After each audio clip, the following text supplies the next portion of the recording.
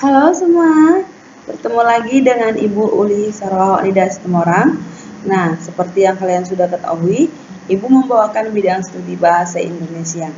Nah, untuk itu, kita akan memulai pembelajaran kita yang pertama, yaitu dengan topik teks deskripsi. Nah, sebelumnya mungkin kamu sudah pernah mengenal teks deskripsi. Namun, alangkah baiknya kamu memperhatikan video ini dengan seksama dan dapat kamu pindahkan ke dalam catatan kamu. Oke, silakan disaksikan.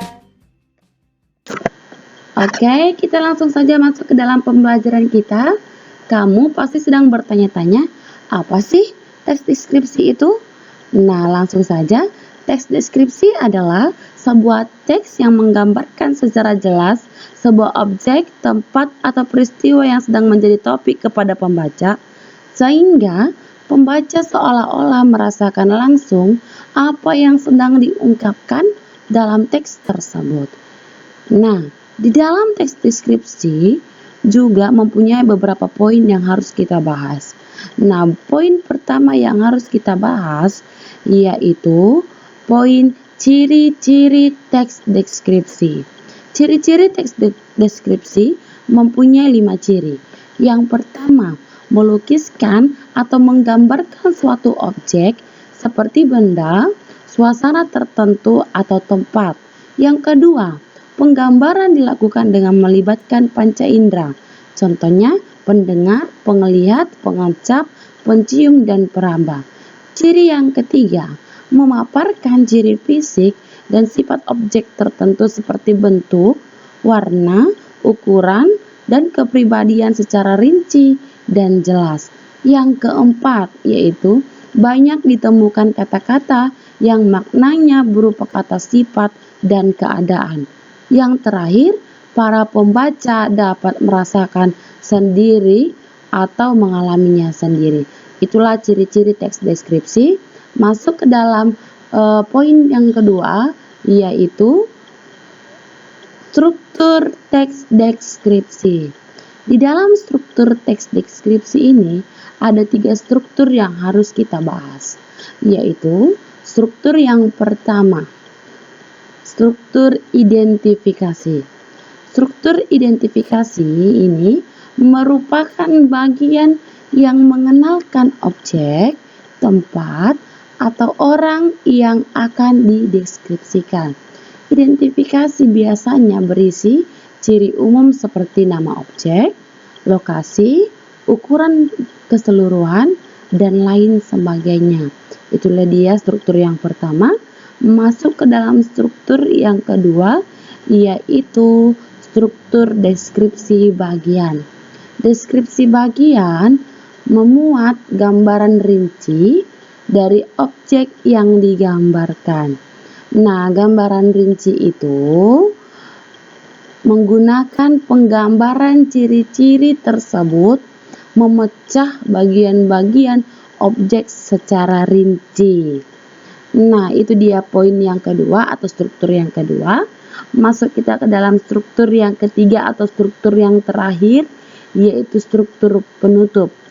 Struktur penutup berisi kesan umum yang didapatkan penulis setelah melihat objek. Itulah dia struktur. Poin selanjutnya yang harus kita ketahui ialah ciri-ciri kebahasaan dalam teks deskripsi.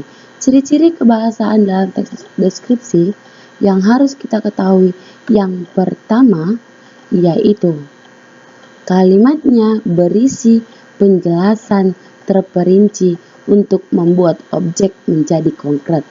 Maksudnya kalimat penjelas adalah kalimat-kalimat yang isinya merupakan penjelas, uraian, atau berupa perincian detail tentang kalimat utama suatu paragraf. Contohnya ada pada tabel berikut. Kalimat ibuku orang yang sangat baik dijelaskan oleh dia berusaha menolong semua orang, dia ramah dan tutur katanya lembut kepada siapa saja. Itulah dia ciri kebahasaan yang pertama. Lanjut ciri kebahasaan yang kedua, yaitu penggunaan kalimat yang menggunakan serapan panca indera. Nah, maksudnya adalah teks deskripsi berisi kalimat yang seolah-olah dapat dilihat, didengar, dan dirasakan. Nah, yang menggunakan panca indera biasanya yaitu mendengar dan melihat. Ada pada tabel berikut ini. Nah, untuk ciri kebahasaan yang ketiga yaitu menggunakan pilihan kata dengan emosi kuat dalam teks deskripsi. Maksudnya kata emosi adalah kata-kata yang digunakan untuk menggambarkan dan mengekspresikan perasaan yang dialami seseorang. Teks deskripsi juga menggunakan kata-kata dengan emosi kuat. Contoh dari kata emosi kuat ada pada tabel berikut ini, yaitu terpesona, mempesona, elok, cerai-berai, tabah. Nah, itu dia ciri kebahasaan yang ketiga. Lanjut kita ke ciri kebahasaan yang keempat, yaitu mengidentifikasi majas. Majas merupakan kata kiasan yang berfungsi meningkatkan kesan yang mempengaruhi pendengar ataupun pembaca dalam teks deskripsi.